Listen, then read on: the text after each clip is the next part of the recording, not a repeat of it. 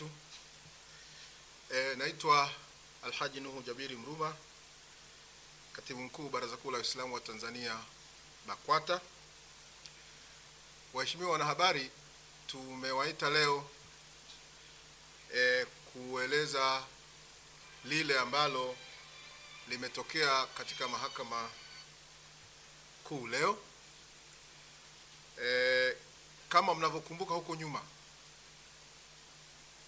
kulikuwa na kesi ya Waislamu 12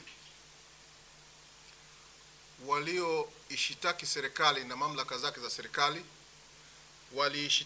Walimshtaki msajili wa jumuiya Wizara ya Mambo ya Ndani, walimshtaki kabidhi wasii mkuu Rita Alimsasa General, walimshtaki mwanasheria mkuu wa serikali. Lakini katika mashtaka yale wakaviunganisha vyombo viwili vya Kiislamu ambayo ni Baraza Kuu la Waislamu wa Tanzania BAKWATA na Baraza Kuu Jumuiya na Taasisi za Kiislamu Tanzania. Madai yao yalikuwa ni madai mbalimbali ambayo hapa leo niko na wakili msomi mwanasheria mkuu wa BAKWATA ambaye alikuwa anahudhuria kesi hizo, na hata leo alikuwepo katika hukumu ambayo imetolewa katika Mahakama Kuu.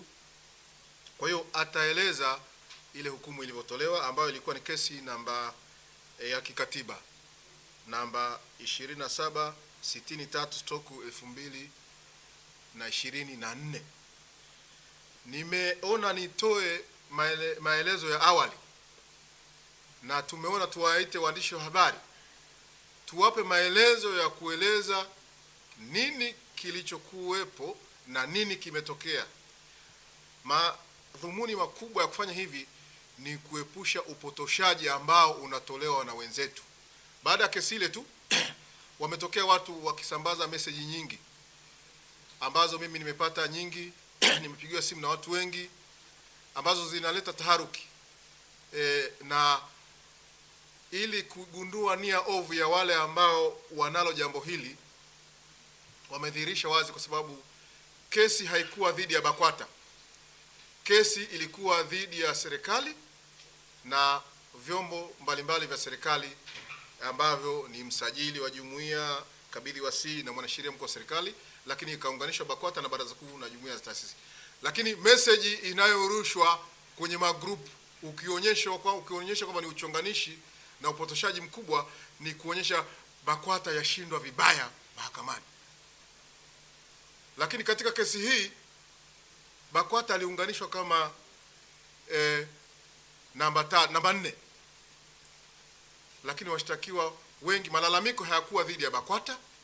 Malalamiko yalikuwa dhidi ya vyombo vya serikali ambavyo ni msajili na kabidhi wasii mkuu Rita, kwa matendo yaliyokuwa yanafanywa na Rita na kabidhi wasii mkuu, ambayo hayo pia wao Rita pamoja na msajili walikuwa wanayafanya kwa mujibu wa sheria, na mahakama imeeleza vizuri leo jambo hilo. Sasa tumeona tuweke vizuri huu upotoshwaji ili usiendelee kuichafua jamii. Tunaona dhamira ya hawa wanaochafua jamii na kutuma message ambazo si sahihi, wana dhamira mbaya ya kuwafarakanisha Waislamu, ya kuwagombanisha Waislamu, na pengine ya kutaka kuchonganisha kati ya serikali na Waislamu, kitu ambacho Baraza Kuu la Waislamu wa Tanzania chini ya Mheshimiwa Mufti na Shehe Mkuu wa Tanzania, hicho kitu hatutakikubali wala hatutakiruhusu. Dhamira ya Mheshimiwa Mufti na Shehe Mkuu wa Tanzania kwa sasa ni kuwaweka Waislamu pamoja kwamba Waislamu wana tofauti zao wanazoziamini, wanazoziona, lakini sote sisi ni Waislamu na tunaamini katika kitabu cha Qur'ani na Sunna, lakini tunamwamini Mtume wetu Muhammad sallallahu alaihi wasallam pamoja na wale waliomfuata. Sasa katika hali hii tunawaasa Waislamu wasikubali kutumika au kuwasikiliza watu wachache wenye dhamira mbovu ya kuwagawanya Waislamu kwa misingi ya maslahi yao binafsi. Na yasema haya kwa sababu tumeona yametokea na message zimeanza kutumwa kuona kwamba BAKWATA imeshindwa vibaya sana mahakamani. Hatajwi kabidhi wasii, hatajwi mwanasheria mkuu wa serikali, wala baraza kuu, wala hatajwi. Hukumu itaelezwa hapa namna ilivyotokea, ili sisi tuwe tunawaeleza watu waelewe nini ambacho kimetokea. Na tunawahusia hawa ambao wanafanya haya wayaache, kwa sababu huu sio wakati wa kuwagawanyisha watu.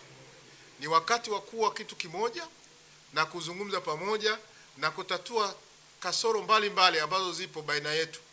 Lakini pia ni wakati ambao tunatakiwa tuwe watiifu kwa viongozi wetu wakuu wa dini na viongozi wetu wakuu wa serikali chini ya serikali yetu tukufu inaongozwa na Mama Samia Suluhu Hassan. Tumpe nguvu na tumpe ishara nzuri za kwamba sisi Waislamu pamoja na mambo mengine tuko pamoja na serikali yetu na tunaiunga mkono katika yale ambayo yanaendelea. Sisi tunazidi kuviunga mkono vyombo vya serikali kama RITA, msajili wa jumuiya na taasisi, lakini tunaungana naye katika yale ambayo yanaendelea katika kuhakikisha kwamba tunafata masharti yaliyotusajili sisi kama vyombo vya kijamii. Naitwa Hassan Athmani Fatiu, mwanasheria mkuu wa Baraza Kuu la Waislamu Tanzania BAKWATA. Ndugu waandishi wa habari, imetulazimu leo kuwaiteni hapa kuzungumzia yanayojiri mara tu baada ya hukumu iliyotolewa leo na Mahakama Kuu Masjala ndogo ya Dar es Salaam. Kama alivyosema katibu mkuu, tangu kesi hii ianze hatujawahi kuzungumza na waandishi wa habari hata siku moja. Lakini leo baada tu ya kutoka katika lango la Mahakama Kuu nilianza kuona upotoshaji, na kwa mara ya kwanza katika mlango wa Mahakama Kuu nilikubali kuzungumza na waandishi wa habari baada ya kusikia upotoshaji. Upotoshaji uko namna hii na usawa au usahihi uko namna hii. Hii ilikuwa ni kesi ya kikatiba, kesi namba 27 63 2024. Kesi hii ilikuwa mbele ya jopo la majaji watatu: Jaji Mbaga, Jaji Mwanga na Jaji Mkwizu ambaye ndio alikuwa mwenyekiti wa jopo hilo la majaji watatu. Kesi hii ilifunguliwa na Profesa Hamza Njozi pamoja na wenzake katika Mahakama Kuu Masjala ndogo ya Dar es Salaam. Madai yao yalikuwa ni dhidi ya msajili wa vyama vya kijamii Tanzania, the Registrar of Society. Namba 2 alikuwa ni kabidhi wasii mkuu wa serikali, Administrator General. Wa pili, wa tatu na wa 4 na wa 5 ilikuwa ni formality kuwaingiza katika kesi hiyo. Kwa washtakiwa hasa namba 1 na namba 2, msajili wa vyama vya kijamii, the Registrar of Societies na Administrator General. Sasa kesi yote dhidi ya serikali lazima mwanasheria mkuu aunganishwe.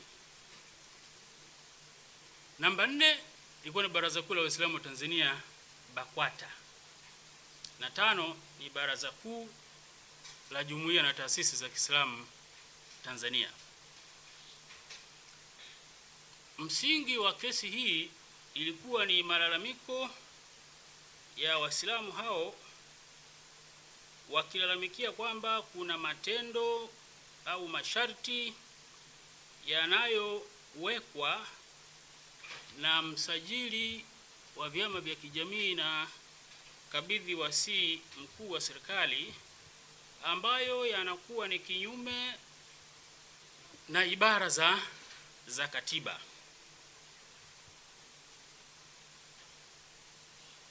Ibara zilizolalamikiwa kwamba zinakiukwa ni ibara ya katiba, ibara ya 13, ibara ya 13 ambayo inazungumzia usawa wa mbele ya sheria, na ibara ya 19 inayozungumzia usawa na uhuru wa kuabudu na kuamini chochote unacho, right, freedom of religion. Na ibara ya 20 inayohusu freedom of association, yani uhuru wa kujumuika na wengine. Hizi ndio ibara zilizokuwa zikilalamikiwa kwamba matendo ya wasajili yanakiuka vifungu hivi vya katiba. Matendo gani hayo? Kwamba wasajili hawa wamekuwa wakiwataka watu au taasisi zilizotaka kujisajili, miongoni mwa dokumenti zinazotakiwa ni pamoja na barua ya utambulisho. Sasa wasajili wamekuwa wakitaka au wakiamini wakiwataka kuleta barua kutoka BAKWATA. Kwa hiyo kitendo hiki kimelalamikiwa kwamba kinakiuka usawa mbele ya sheria, usawa wa kuabudu, uhuru wa kuabudu na uhuru wa kujumuika. Mahakama baada ya kusikiliza shauri hili, kuziangalia sheria hizi mbili zinazounda taasisi hizi, the Trustees Incorporation Act na the Societies Act. Of course sheria hizi ziko wazi sana. Hakuna kifungu kinachosema kwamba unaposajili taasisi lazima ulete barua kutoka BAKWATA, ulete barua kutoka BAKWATA. Hakuna sheria iliyotaja moja kwa moja. Kwa sheria inasema taasisi hiyo itasimamiwa na Supreme Authority. Kwa hiyo basi hakuna sheria iliyotaja clearly kwamba lazima upate barua kutoka BAKWATA. Na sisi kwenye majibu yetu tulikiri kwamba hakuna sheria inayolazimisha hilo, na imekuwa ni practice ya muda mrefu, kwa sababu kama mnavyojua Baraza Kuu la Waislamu Tanzania BAKWATA ni taasisi kongwe iliyosajiliwa tangu mwaka 1968. Wakati huo hakuna taasisi yeyote ya Kiislamu iliyokuwepo kama sijakosea. Kwa hiyo taasisi yote iliyokuwa ikija kusajiliwa baada ya BAKWATA na tunataka barua ya utambulisho kutoka taasisi inayokufahamu, hii tunasema long term practice. Ilikuwa tunakwambia wanaambiwa kalete barua kutoka BAKWATA. Kwa hiyo practice hii imeendelea mpaka wakati huu. Kuna taasisi nyingi na baadhi ya madhehebu yameunda taasisi zao. Kwa katika kipindi hiki imeonekana sasa kwamba hakuna ulazima huo, na kama ulazima huo unataka kufanywa kama mazoea ambayo si sheria, ndio leo Mahakama Kuu imetoa uamuzi kwamba hilo sio takwa la kisheria. Kwa hiyo unaweza ukapeleka barua kutoka Baraza Kuu la Taasisi na Jumuiya za Kiislamu. Kwa hiyo kilicholaumiwa ni matendo ya msajili wa bodi za wadhamini, Administrator General, na msajili wa vyama vya kijamii. Kwa hiyo hakuna mahala ambapo BAKWATA sisi tumefanya kitendo ambacho kiko kinyume na sheria. Hakuna kitendo ambacho sisi kama BAKWATA tumefanya kitendo ambacho kiko kinyume na katiba. Hii ni goodwill, ni sifa njema, uadilifu na uaminifu ambayo BAKWATA imejijengea. Mtakumbuka hata siku za nyuma kabla ya vyama vingi ilikuwa barua utambulisho unaitoa kwa nani? Kwa balozi kalete barua utambulisho kutoka kwa balozi. Kwa baada ya usajili wa vyama vingi watu wakapeleka malalamiko kwamba mimi sio CCM, kwa nini lete barua ya CCM? Kwa hiyo ndio hekima na busara ikarudishwa kwamba barua utambulisho itoke serikali ya mtaa. Kwa hiyo kwenye dini sheria haijaitaja taasisi yoyote kwamba ndio umbrella, lakini taasisi nyingi za Kiislamu, taasisi, kwa sababu BAKWATA tunaenda na imani ambayo ni majority ya East and Central Africa, madhehebu ya Sunni wal Jamaa. Kwa hiyo ilikubalika tangu mwaka 68 kwamba tuende na mlengo huu. Kwa hiyo hii imekuwa ni goodwill ya BAKWATA ambayo imejijengea katika jamii na serikali kuamini kwamba ndiyo taasisi inayowajua vizuri Waislamu wote. Na jambo la kufanya introduction, of course si jambo la kiimani. Introduction letter unaweza kuipata sehemu yoyote, na sheria imetoa uhuru wa kidini kweli kweli.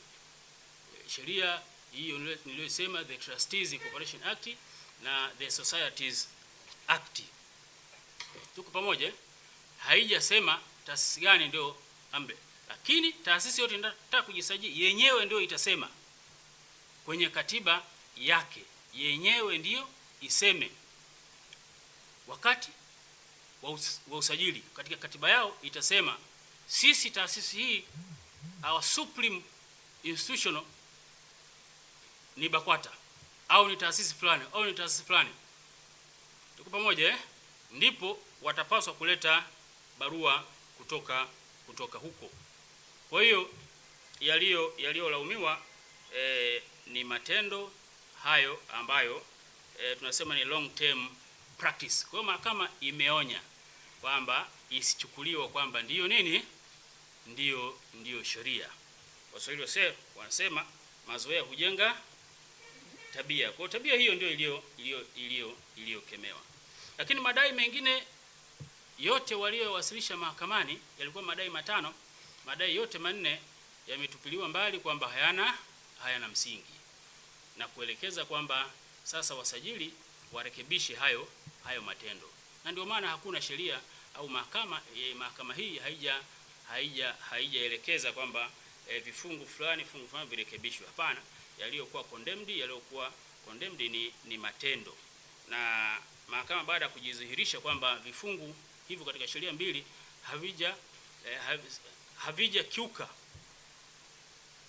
katiba isipokuwa ni matendo, na zipo barua mbili ambao wadai waliziwasilisha zikathibitisha matendo. Iko taasisi ambayo ilirudishwa ikaambiwa, ilipeleka barua baraza kuu ikarudishwa kuambiwa tunataka barua ya nini kutoka BAKWATA, na barua moja ilikuwa kwa msajili wa vyama vya kijamii na barua nyingine kutoka kwa kabidhi mkuu wa serikali. Kwa hayo ndio matendo kemewa na mahakama, na kwamba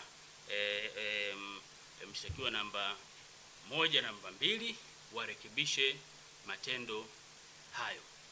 Kwa hiyo hakuna mahala kusema BAKWATA imefanyaje, imeshindwa vibaya sana.